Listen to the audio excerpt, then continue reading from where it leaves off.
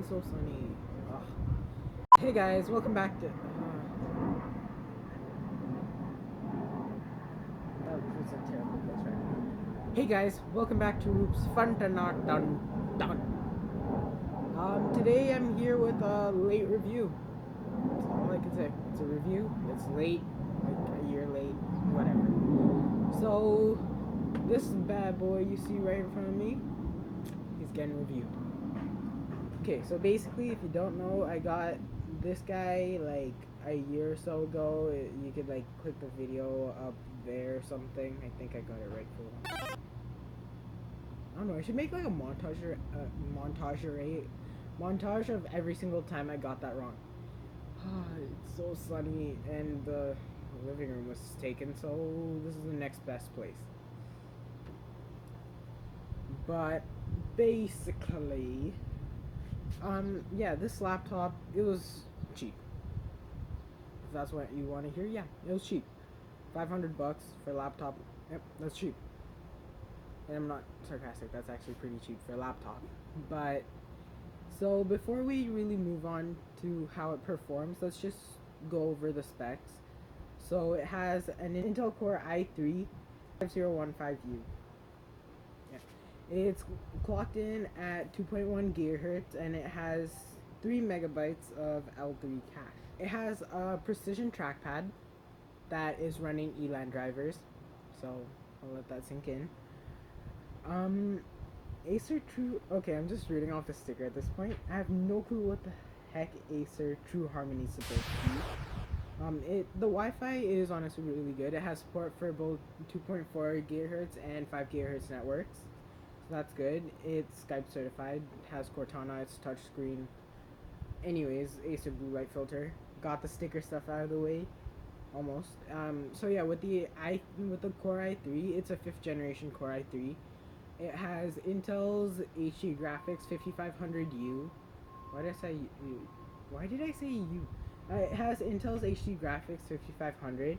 So the sticker says, and this is in no way true, that it could have up to 3157 megabytes of dynamic video memory. Like, yeah, that's possible with the processor, but that's if you have like 16 gigabytes of RAM, which as you will find out, this doesn't. But yeah, so that's around 3-ish something gigabytes of video memory. Right at the moment, I'm running it at 512 megabytes of video memory. But yeah, so moving on, this has 6 gigabytes of DDR3 low-powered memory. So honestly, it's enough for your day-to-day use. And it has a 1 terabyte Toshiba hard drive. Now, the hard drive, it may be a terabyte, but it's extremely slow. But I mean, cutbacks have to be made. But yeah, so moving on, for ports, we've got 2 USB 3 Type A ports, an HDMI port, an Ethernet jack, and a VGA out port. At the front, we have one single SD card slot, and on the right side, we've got a USB 2 port and a 3.5mm headphone jack, as well as a spot for a disk drive or like a CD burner or a caddy for external drives. And so when it comes to the actual build quality, I know in my last review oh jeez, it's so itchy. Did I get a mosquito bite here? I think I did. It's itchy. Anyway, so in my first review of this, like the unboxing and review part, I said that it was built really well. I lied. Brutally. So there is a huge amount of keyboard flex in this device. Build quality is really cheap, but I mean for the price tag, it makes sense. So as you can see, when we move around to the side, the parts that the little pieces that cover up the plastic heatsink, those broke off.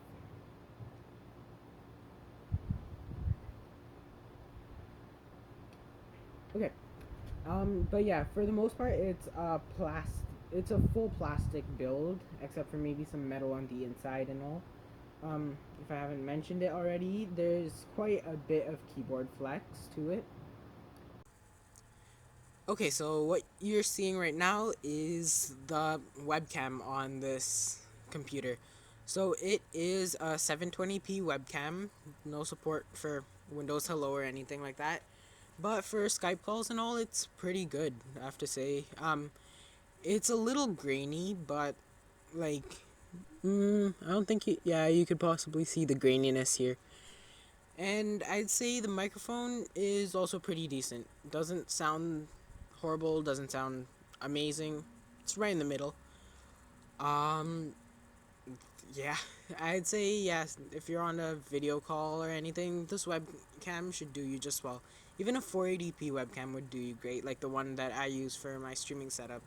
That's 480p, but I mean, videos like that big, you can't notice it anyways.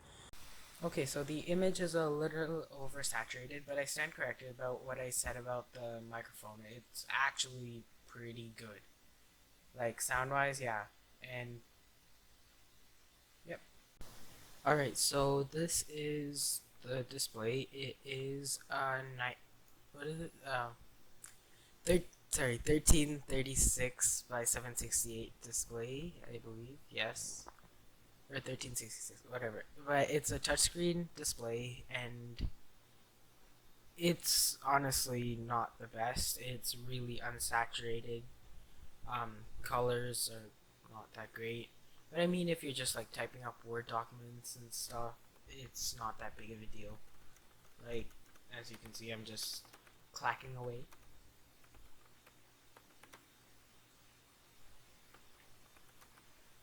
Still clacking away.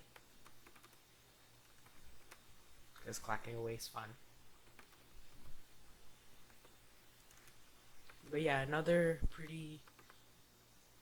another good use for this display is if you're watching like YouTube and stuff. Because I mean, you could do that. Speaking of which, since we are on my page right now, don't forget to hit that notification button right beside the subscribe button so that you can get notified every single time I upload a video. Now, of course, if you don't want that, it doesn't matter. But I mean, if you did click it, let me know.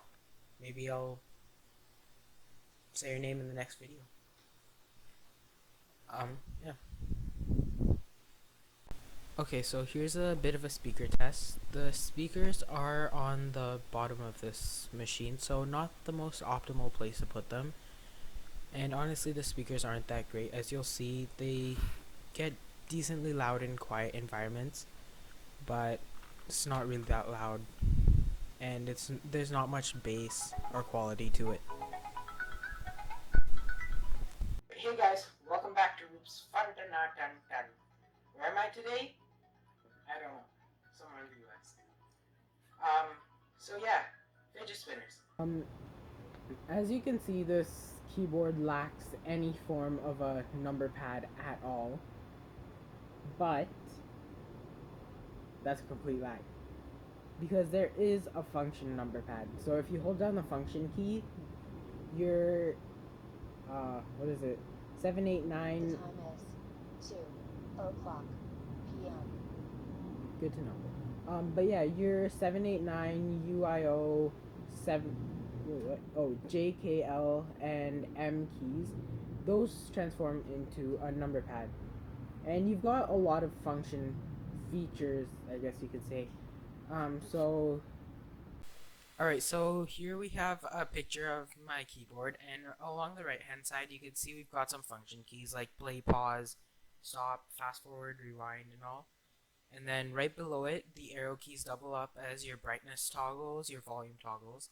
And along the top, we have toggles for airplane mode, sleep, display, project, touchpad on off, mute, numlock, scroll lock, and all that. So now moving on to the keyboard. Obviously, you know what?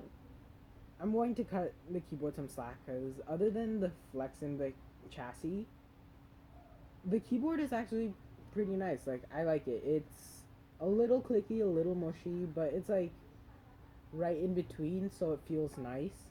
there's a pretty good amount of travel distance, which I most definitely do appreciate. Um, I'd say that's about it. Thanks for watching, and I will see you next Monday.